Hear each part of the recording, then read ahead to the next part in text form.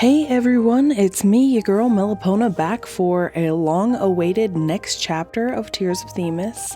Today, we are going to be continuing in Chapter 2, The Unbearable Love, with the investigation. So Vin and I are going to be investigating the hotel room together, and hopefully that means we're going to get a little bit closer to the truth. After Jin's questioning had concluded, Vin told you that she had lied. You're reminded of his text from earlier, Jin's reactions and weak points. Dr. Richter, how could you tell she was lying? Through her micro-expressions? Since Vin is a psychiatrist, you can't help but recall micro-expressions, a popular subject in criminology. That and her body language. To be more precise, micro-reactions. Are they accurate? Can you teach me? Interested in learning? As a first exercise, guess what Miss Mendoza lied about. A small hint for you, she lied more than once. Some lies consist not of untrue statements, but rather the omission of information. That's not a hint. I'm even more confused now. Ben smiles at you without saying anything. He waits for your answer. Jin said she didn't interact with Estelle outside of work. There must be more to it. Occasionally managing their boss's private schedule is a normal part of any secretary's work.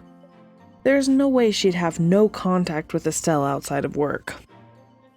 Yes, that is true. When I said contact outside of work, Miss Mendoza's eyes widened for a moment, but her lips slightly opened. Those are expressions of shock. However, her responses were contradictory to her reactions. As such, she is likely concealing information of great importance. Jin also probably lied when talking about making hotel reservations. She was really nervous. Dr. Richter, how did you know about the hotel vacancies? That wasn't in the police reports. Did you go and ask about it? No, I asked you for Miss Mendoza's dossier specifically to see an ordinary photo of her. I needed it to establish a baseline to compare her changes in expression with. As for the hotel's vacancies, that was something I fabricated to fool her. To fool her? You were so serious that I also believed you. Deception is sometimes required in this line of work. However, I do not enjoy misleading others. And who here believes him? Show of hands? No one? Alright. I understand, and of course I trust you.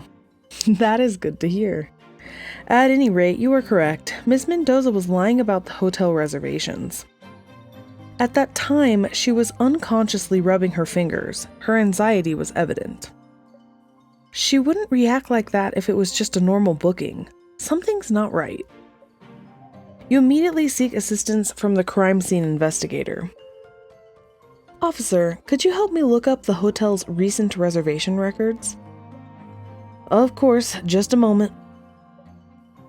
So, can you think of anything else that Miss Mendoza was lying about? There's more? Miss Mendoza is likely withholding information regarding the 2 secretaries that Miss Marino had fired. She also did not tell the truth about the key issue. Who came in contact with the chocolates? At that time, she realized I was observing her, so she deliberately lowered her head to hide her reactions. I didn't notice that. Guess I got your question wrong, huh? What if I told you that I would not teach you even if you had given a perfect answer? Would you be upset? Why? No, but I feel like it'd be a shame. It is because I do not want you to regard me as your professor. I already have many students at Stellus University. Tell this to when you literally become his TA. Also, I should preserve a degree of mysteriousness to add to my charm before a witty woman like you. Do you not agree? What book are you reading this stuff from? You're already so mysterious. Okay, can we just address one of the elephants in the room about this, and that is that Vin is in canon supposed to be a Libra star sign when he is Absolutely not. He is a Scorpio man. If I know anything about astrology, he's a Scorp. I mean, look at him. Also, I should preserve a degree of mysteriousness to add to my charm before a witty woman like you. Scorp. I'd bet money. You really do have a sense of humor. Ah, you saw through me? I do admit I was making a jest. Microreaction analysis is a systemic subject that requires many hours of study before you can utilize it. And according to Dr. Honda of Psychology in Seattle, all body language and microreaction, microexpression is pseudoscience. So if Vin wants to appear like a true and helpful psychologist, he might just abandon this line of work altogether. Should you have time, I can slowly teach you. However, I shall adopt the role of lie detector for today. Not a thing. Again, not a thing. Okay, it's a deal then.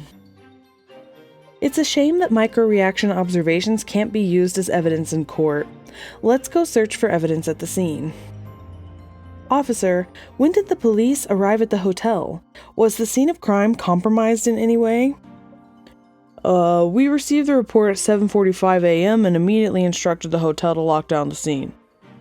The first set of officers arrived at 7:55 a.m. The scene was not compromised. Start investigation. Alright, start investigation. This is my favorite part of the game. I don't get to do this enough. Doing the dailies, as you guys can see, I'm like a level 55 now, or 53 or something, whereas I think the last time we left this off, I was in the 20s, so the dailies don't get investigations like this, but they're so fun. Okay, let's look for some clues.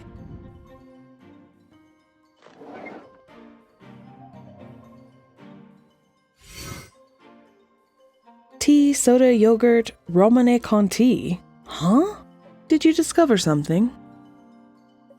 Dr. Richter, Romane Conti is a type of red wine, isn't it? I remember that it's quite famous. Correct. Romane Conti is considered as one of Burgundy's finest red wines. This suite's menu lists Romane Conti? Romane Conti is also known as the wine of dreams. Considering its rarity, this is likely not an authentic bottle. I wanted to look at it since I've never seen one before, but I couldn't find it anywhere in the room. The fridge and minibar are both empty. Possibly a marketing ploy. However, it would be prudent of us to question the manager on duty about this. The manager on duty is currently being questioned. You'll have to wait until we're done with him. Evidence updated. Executive suite beverage menu obtained.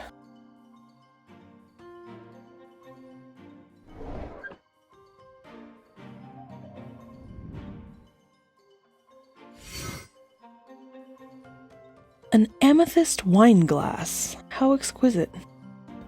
Vin picks up the wine glass and studies it with great interest. The wine glass is exquisitely made. The bowl is supported by a ring of amethysts near the top of the hollow stem. I remember that amethyst is a symbol of Dionysius, the Greek god of wine, so amethysts are also called tears of Dionysius. And I wonder then what tears of Themis are. Possibly diamonds? Yes, not only that, but amethyst is also the stone of love, and it symbolizes honesty, chastity, and courage. Well, chastity isn't my idea of love, if you get what I mean. However, considering wine, perhaps only honesty and courage are being referenced. See? Oh my god. By the way, I make wine in my spare time. Are you interested in tasting some? Really? Wine tasting is quite a distinguished skill. I'll certainly take you up on your offer. Please do. I shall have everything properly prepared. For example, I would prepare the wine glasses in advance and would never give my guests water-stained glasses like this hotel. Really? Manning Palace Hotel is a renowned 5-star hotel in Stellis. How could they make such a basic mistake? You take the glass from Vin and take a closer look. Sure enough, there are water stains on it. The other glasses are all perfectly clean. This is the only one with water stains on it. Did an industrious guest wash the glass after use? Could it have been Miss Marino?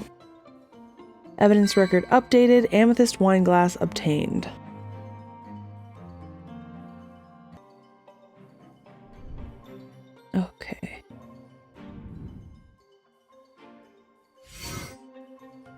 A shattered vase lies before the TV cabinet. Did Miss Marino accidentally break it when she was poisoned? We would need to examine her body for injuries to confirm. Someone who was poisoned could easily hurt themselves after breaking a vase. Wait, look at the shards. Someone tried to clean it up afterwards. Bigger fragments are gathered near the base of the wall, but not the smaller shards and pieces. Miss Marino could have never cleaned it up in her state. Officer, were there any room service calls made from this room last night? No. Strange. Why didn't Miss Marino call for someone to clean it up? You kneel down, trying to see if there's anything that may have been used to clean up the fragments. You lean forward to check the shards, but somehow lose your balance. Oh no, the broken glass! Watch out! You're pulled up by your wrist and shoulder and are able to right yourself up. You turn your head around and see panic in Vin's golden eyes. This is the first time you've seen Vin showing such emotion, breaking his usually calm and elegant demeanor. If you are looking for something to clean up the glass, then allow me to. There are many shards, so you might hurt yourself. Oh, okay. Vin is still holding your wrist. The warm and tingling sensation makes your heart pound. I apologize. Lowering his head, he lets go of your wrist with a smile and then proceeds to check the floor. Thanks for that, Dr. Richter. Not at all. Vin then turns his attention to searching the furniture around the glass shards. You look away in a panic and take in a deep breath. This is... Vin's voice grabs your attention. What did you find? Vin stands up holding a shard of glass. The edge of this shard is sharp with a patch of crimson. It looks like dried blood. Officer, please analyze the blood on this shard. Of course. What happened in this room last night? Why wouldn't Miss Marino dare to call a housekeeper? I don't think they do this at crime scenes either. The chalk outline of the body. I think that's like a Hollywood myth. In front of the connecting door, the police outlined where Estelle's body was found. From the police silhouette, it seems like Estelle fell while facing the table with her back against the door. Is this where her body was found? Yeah. Could I see the note she left behind? Here it is. Only her fingerprints were found on it. The officer shows you the note, the key evidence that implicated Marius. Marius's last name, Hagen, is lightly scribbled on the note. From her handwriting, Estelle was likely weak at the time. The last letter trails off. Clearly the pen had fallen out of her hand. Evidently, this scribble was the last thing Estelle did before her death. Marius was not present when the toxin took effect. Miss Marino's note was her own guess, not ironclad proof. What was Miss Marino wearing when her body was found? Was it the formal dress she wore for the banquet, a bathrobe or sleepwear? Her formal dress. That does not make sense. She collapsed between the bed and the desk. It appears she had gotten off the bed and was heading toward the desk in physical discomfort. However, judging by the bed sheets, the bed does not appear to have been used. The queen bed still remains the way it was after being met by the hotel's housekeeper last night. A corner is folded up and a welcoming card is still on top. I do not believe a lady would simply lie down on a bed without changing clothes or removing makeup, barring extreme exhaustion. Vin doesn't have a lot of experience with women, does he? Because if I know anything, women be plopping down on beds like nobody's business. Gorgeous, gorgeous girls are exhausted. Formal dresses wrinkle easily if they're not carefully handled. That means Estelle's position is... Officer, can the connecting door be opened? Did anyone occupy the room next door last night? It can be opened. The guest staying in room 1817 last night was the famous idol, Janice. Janice? How did Miss Marino know that the neighboring room was occupied and that its guest would assuredly assist her? Dr. Richter, are you saying that Estelle tried to get help from the guest next door? Precisely. Judging by where her body was found, if she did not get up from the bed, she must have been knocking on the connecting door. Could she have panicked in her efforts to stay alive? She was trying her luck and didn't know if someone was next door. No, I believe she knew the guest next door. You overlooked the sequence of events. The last thing Miss Marino did was write the note. She knocked on the connecting door beforehand. This shows that while she was still able, she sought help from the guest next door. This means she trusted whoever was staying in that room. But we don't have any evidence to prove that Miss Marino actually knocked on the door. True, we may have to request the investigation unit to inspect the connecting door. Evidence record updated, Estelle's note obtained.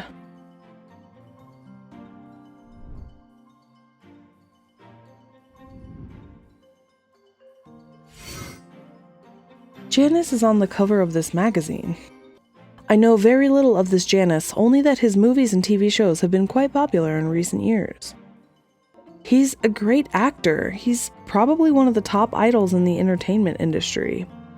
But I saw some news today. The paparazzi got word of him visiting a private clinic. Sometimes I can't help but feel for celebrities like him, having their privacy invaded like this. Such an incident would never occur at my research center. Patient confidentiality is the most basic tenet of medical ethics for healthcare professionals. You flip open the magazine and see that even a fashion interview delved into Janice's personal love life. Especially now that he and the female lead in the movie he stars in have been crowned the quote-unquote best on-screen couple.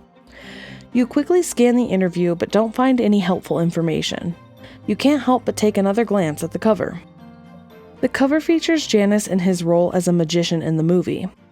He wears a pair of silk gloves and a mysterious but cunning smile on his face. He looks quite dashing. He could probably charm many fans just by his good looks. A man's true charm comes not from his appearance, but from his temperament and manner of speech. This reminds me of a comic I saw where Vin was talking to Marius and he was like, "When I was your age," acting all like high and mighty. And Marius was like, he mirrored his pose and was like, "When I was your height." And Vin was like, "Nah!" Got a little aggro, which I thought was funny. "When I was your height." Evidence record updated, fashion magazine obtained. So I looked up the pronunciation of Janus and I learned that he's the Roman god of doors and portals. So that might be a slight reference to him being on the other side of the door here, which I thought was interesting. So just a little fun fact for y'all. All right, and we're missing one more clue.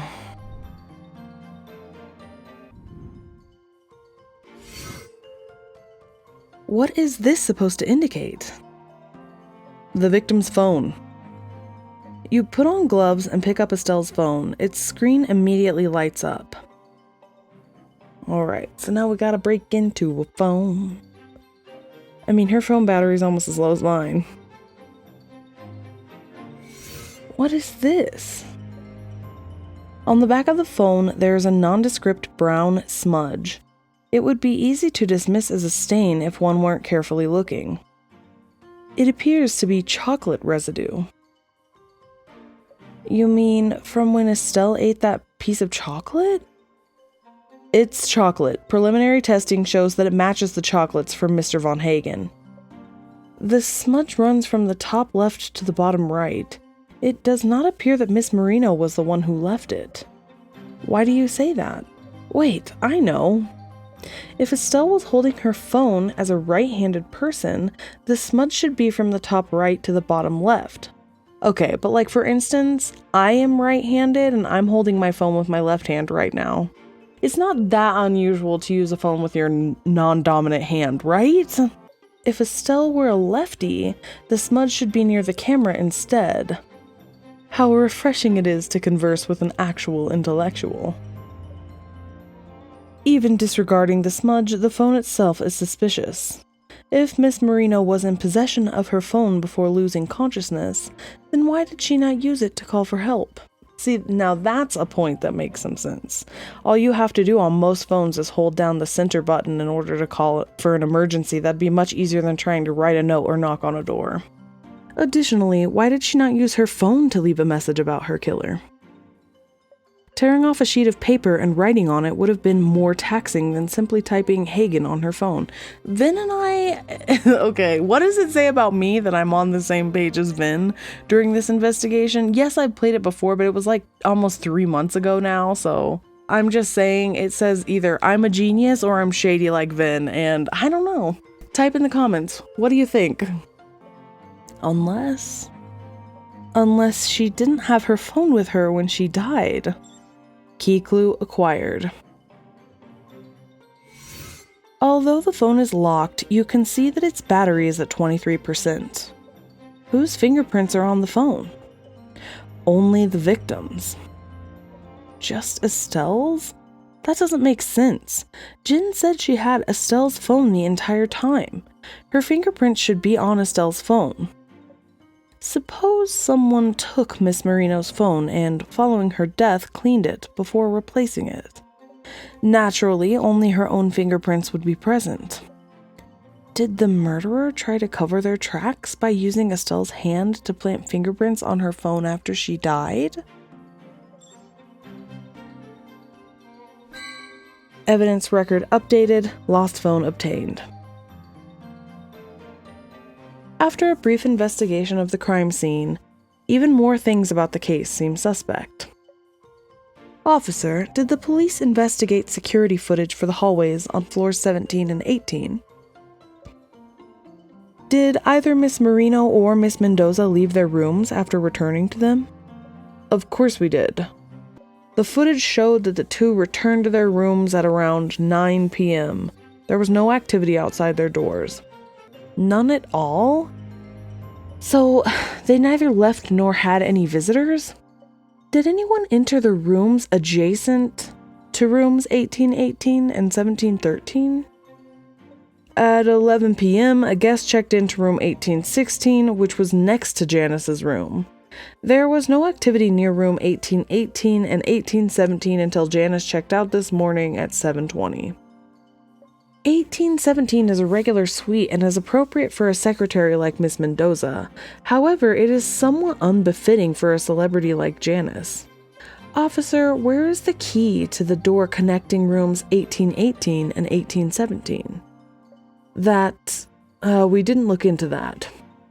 I theorize that Janice requested the connecting door key from the front desk during the check-in process.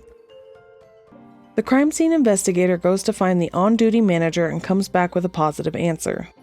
You're right. Janice had the key to the connecting door until he checked out this morning. The solution to this mystery has revealed itself. End investigation. So with that mysterious ending, what do we think? Do we think that Vin has already everything figured out and we're just behind and we have to wait to catch up? Or do you think it's possible that he's just bluffing to have a mysterious and charming presence around a witty lady? I don't know. I think it's possible Vin could know more than he's letting on, but at the same time, I knew when I was first playing this investigation, I had my own theories. And even then the truth knocked me off my feet, so I don't know. If you like these videos, feel free to like, comment, subscribe, hit that bell, all that wonderful noise that helps channels like mine grow.